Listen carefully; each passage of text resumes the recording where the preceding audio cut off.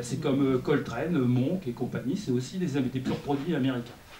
Donc les purs produits américains, c'est pas toujours du made in China. Ouais, mais est-ce que ça s'exporte bien? À ton sens À mon sens, oui. Moi, je veux dire, je suis fan de cette littérature, beaucoup, mais je ne dis pas que la littérature américaine. Alain, tu le sens aussi comme étant quelque chose qui est vraiment ancré sur un territoire, sur une histoire, l'histoire de l'Amérique et... Oui, au départ, mais en fait, notre génération, la génération des baby boomers, c'est comme ça qu'on nous a appelés puisqu'on est né juste après la guerre, on était aussi confrontés à cette même société qui était une société pesante. Enfin, en France, c'était le cas. Hein. Donc, on avait envie d'autre chose, et je pense qu'on s'est retrouvé dans cette littérature et dans cette musique qui est... Bon, c'était le jazz au départ, mais nous, c'était surtout le rock'n'roll.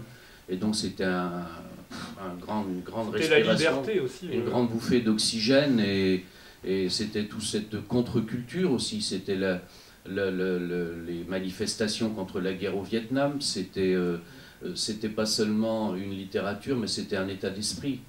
Et c'était une musique, c'était les arts plastiques, c'était tout ça, et ça rejoignait, c'était universel en fait. C'était peut-être né aux États-Unis, mais à mon avis, c'était universel. Qu'est-ce qui reste maintenant de la Beat Generation? Est-ce qu'il y a encore de la place pour ça? On vient de rééditer Kerouac, il y a un film qui est adapté de... Je pense que c'est très important justement de redécouvrir ces écrivains. Maintenant, on est dans une société, moi qui me plaît pas du tout, et justement, on aurait bien besoin de cette grande bouffée d'oxygène, de retrouver ce mouvement-là de contestation, et enfin, à mon avis, hein, il y a aussi un type dont Lucien a évoqué, c'est Claude Pellieu. Bon, c'était en fait, c'était le français de la Beat Generation. Il est arrivé après, mais il les a énormément fréquentés et il les a traduits aussi. Sans Pellieu, on n'aurait pas connu tout de suite, si rapidement, on les aurait connus bien sûr après, mais si rapidement, Ginsberg, Burroughs enfin Kerouac était déjà connu, hein, mais les autres, Corso, et Kaufman, Ed Sanders, tous ces gens-là, c'est lui qui les a traduits avec Mary Beach. Et donc Claude, pour nous c'était un ami, et c'était un petit peu, il a joué le rôle de passeur un peu en fait entre ces poètes américains et la France. Et moi j'ai découvert beaucoup de ces poètes de la Beat Generation, c'est grâce à Claude Pellieu. Claude Pellieu qui était dans les années 70, ça a été le seul poète français à être publié directement en livre de poche de son vivant, quoi. C'était quelque chose d'exceptionnel. C'est une écriture à découvrir parce que à mon avis, oui. Et un personnage à découvrir aussi. Oui. C'est par Lucien que j'ai découvert. Oui, tout à fait. C'est Lucien qui m'a permis de découvrir il y a quelques années ce personnage assez atypique aussi. Je lisais Pellieu depuis des années, et c'est Lucien qui m'a filé son adresse, et je l'ai contacté, et on est devenus potes. J'ai été le voir plusieurs fois aux États-Unis, et donc c'était un bonhomme exceptionnel. Voilà, je tenais à le dire. On va terminer sur cet hommage. Je voudrais vous remercier tous les trois. Philippe, je te propose de terminer en musique. C'est possible?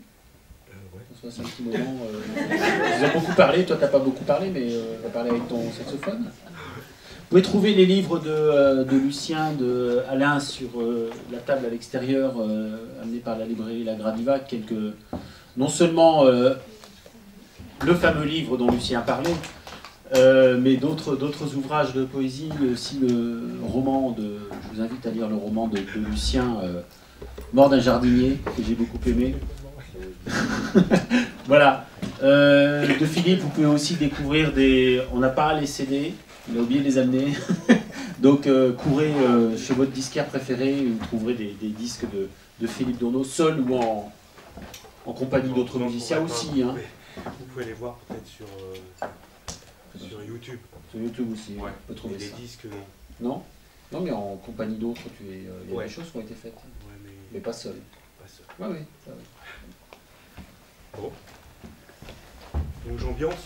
Oui, ambiance. Pour finir. Et vous allez me laisser tout seul? De temps en temps, on fera.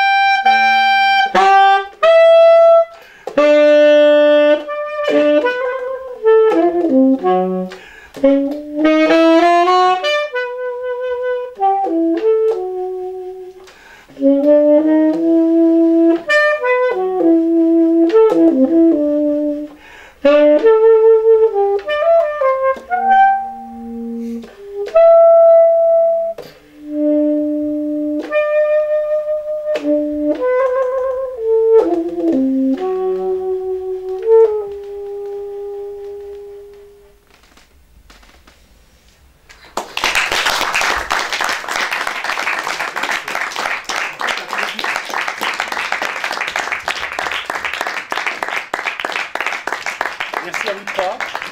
Merci à vous d'être venus ce soir. Je donne rendez-vous demain, samedi, dimanche, mardi, mercredi, samedi, jeudi, vendredi, samedi, dimanche. Voilà.